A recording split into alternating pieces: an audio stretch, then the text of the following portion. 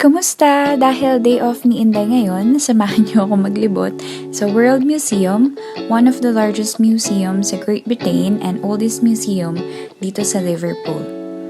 And mostly ng mga museum dito is free, so tara, pasok tayo.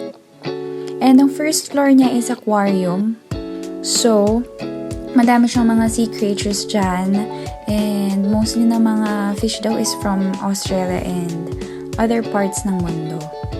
Meron din sila mga pa-visuals na ganyan, so nakaka-attract sa mga mahilig mag-selfie like me. And meron din silang mga slides to educate people ano nang nangyayari sa mundo, how the world is changing because of the climate change. Diba, maganda talaga para sa kids. And the second floor is Bug House, Chlor and Natural History Center. Andyan yung mga plants, animals, and rocks. Tapos meron din ditong may entrance fee. Doon ka sa ground floor magbabayad, kukuha ka ng ticket. Pero yung mga pinupuntahan ko na to is free. Kami din dyan ng mga preserved animals. Makikita mo din dyan yung name, saan nanggaling, saan makikita. May educate talaga tayo, and especially yung mga kids, about other animals and species na hindi naman tayo familiar kasi wala or konti lang sa country natin. Meron din dyang mga, ayan, nakikita ninyo, different kinds na mga stones na ngayon ko lang din talaga sila nakita sa personal at ang gaganda nila, ang kikinang. And dito ako nagtagal kasi talagang ito yung na-enjoy ko. So, hindi mo kailangan magmukmuk sa kwarto mo kapag ka-off mo. Pwede ka mag-enjoy and maglibot kasi marami din dito maglilibutan na free lang. Magbabasa-basa ka lang din talaga ng mga informations. Nakasulat naman dyan, so marami ka talagang matututunan and madidiscover. And ito naman, the Earth Before Humans. So, yan, makikita mo ang mga skulls ng mga different species nung sinaunang panahon. Ayan, ang laki ng buto. Tapos, replica lang yata yun ng mga fossils ng mga dinosaurs. Pero yung iba dyan is totoo yata. Hindi ko na na-specify kung ano dyan yung totoo at saka hindi. Tapos, ayan. Ito totoo daw to kasi tinanong ko. So, talagang snake siya, skin siya ng snake.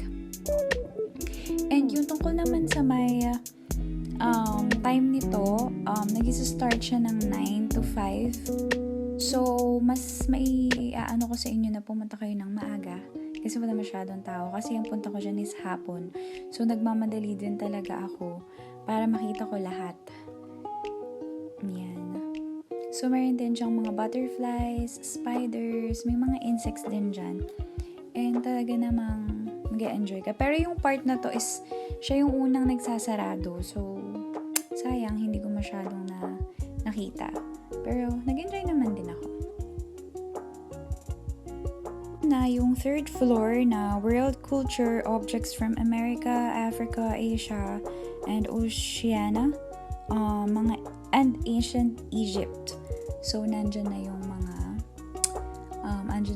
skulls and mga gamit nung sinaunang panahon. And yan naman, mga totoo talagang mga nakuha talaga nila yan. So, ang sarap lang din tignan and pagmasdan yung buhay nung sinaunang mga tao. And dito talaga ako na-amaze. Hinawakan ko pa nga siya. Ewan ko kung pwedeng hawakan. Pero hinawakan ko siya. Ang ganda, ang galing-galing ng pagkaka-design nila. Talagang masinsin.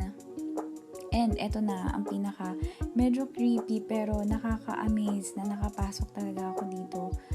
Nandyan yung mga knees. So, medyo nakakatakot lang sa una pero kapag talagang binasa mo na and kung paano yung culture nila, talagang ma-amaze ka talaga. Ang galing lang.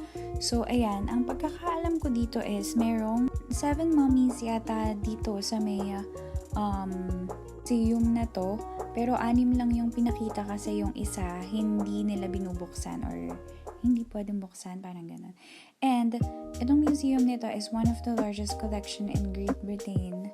So talagang makakakita ka talaga ng mga live, ng mga totoong mga mummies. And ayan, yan yung pinaka-tomb nila. Ayan, talaga napaka-detailed ng pagkakagawa, parang bawal magkamali. So, ang galing-galing lang talaga.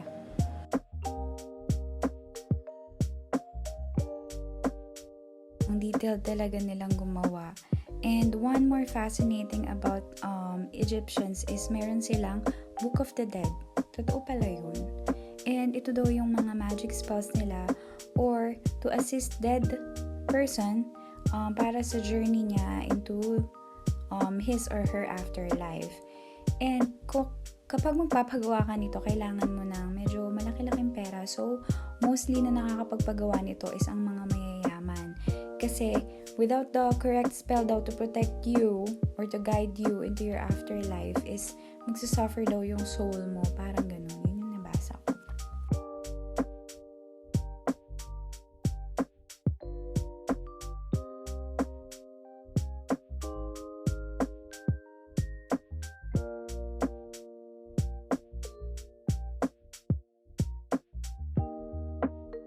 Okay, ayan naman ngayon yung left hand ng mommy.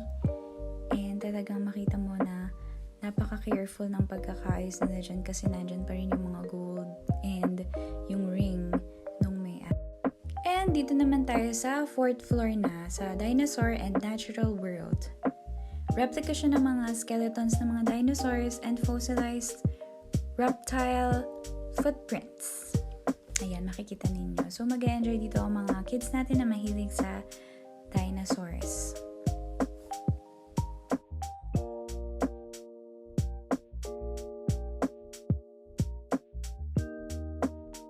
Naman, fossil conifer wood and 145 million years old na siya. So, pahawak naman dyan. Diba? Grabe. Sobrang tanda na niya. And syempre, mawawala ba? Syempre, kailangan natin mag-selfie sa mga dinosaurs. And ayan, ang cute-cute ng mga replica na ginawa nila para siya talaga siyang totoo. Nakakatuwa. Hi, Jacob! Asan si Bella?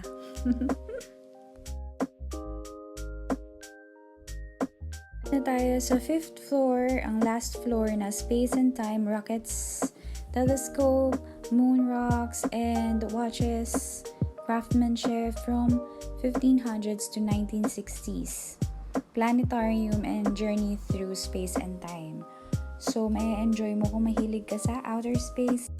Ayan, umupo muna ako dyan with kids kasi nakikinig sila or tinuturuan sila ng isang astronaut kung paano mabuhay sa outer space. Ayan. So, medyo nabudol ako doon and nakinig ako. And, ayan. So, pagkayari niyan, umuwi na rin ako kasi 5 na din yan. So, closing na siya ng museum. And talaga namang nag-enjoy ako and marami akong natutunan. So, samahan niyo ako ulit sa susunod na gala ni Inday and susunod na off. Bye-bye! Thank you!